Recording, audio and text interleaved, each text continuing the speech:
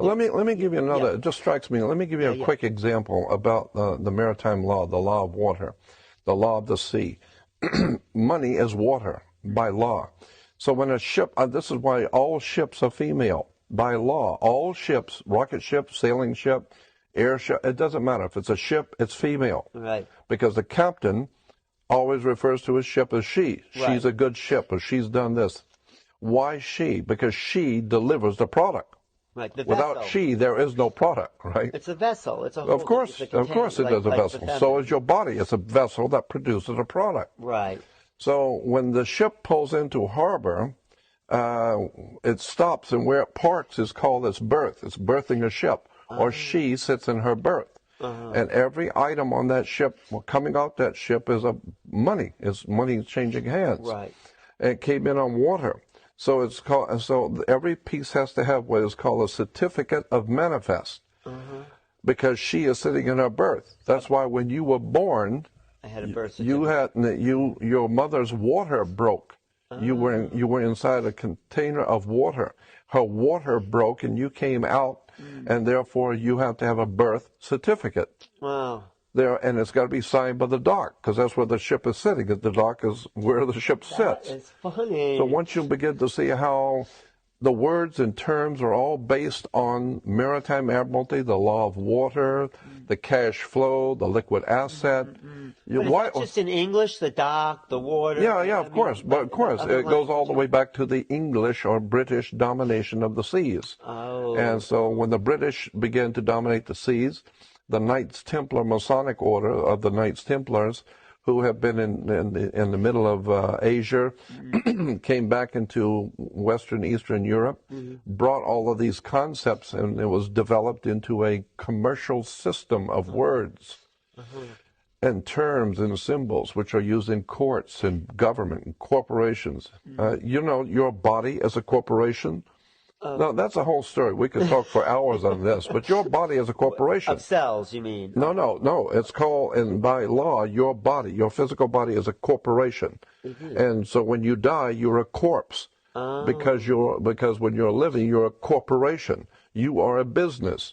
And hanging out with that person is bad business. Right. Or who I hang out with is none of your business. Right. Because your body is a business.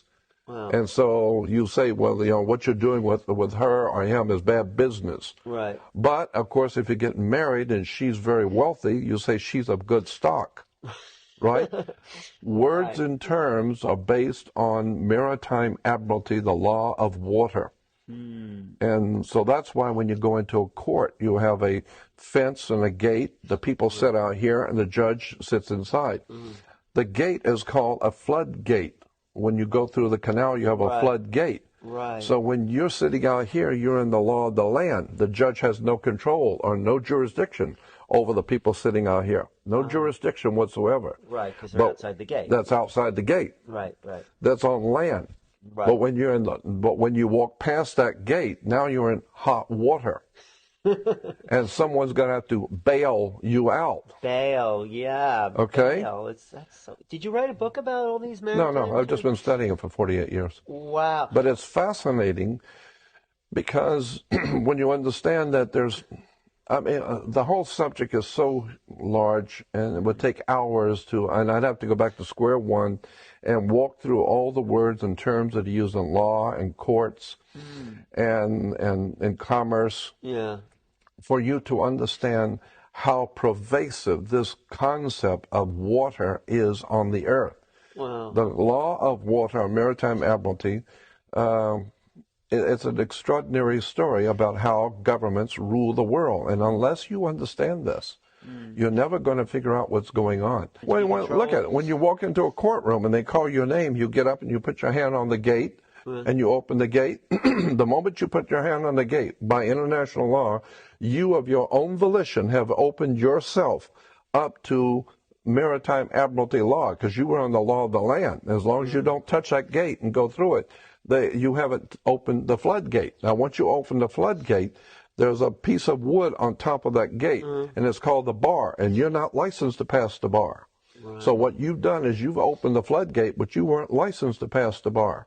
So what does that So mean? that means that you are dead. You are now dead. Once you touch that, you are dead. Because you're no longer in control of That's right. You are dead. Well, you're considered to be a dead man. That's why the attorney has to speak for you. He has to represent why you. Why are you dead? Because you went into the deep water and you died. You drowned. Because you weren't licensed. Because you weren't. Right. You were not licensed to pass the bar. And the bar represents a sandbar in the ocean. But the bar is what the attorneys are licensed to pass, but you're not. So the point being is that when you open that gate of your own volition, you are considered by law to be a dead man. Really? That's why you cannot talk to the judge, because dead people don't talk to judges. So you need an attorney who is your mouthpiece. He speaks for you because you're dead. Well, should we do away with courts so people can get their lives back? I would think that what you want to do is understand how the system works. Oh, and avoid it. Well, and avoid it if you can.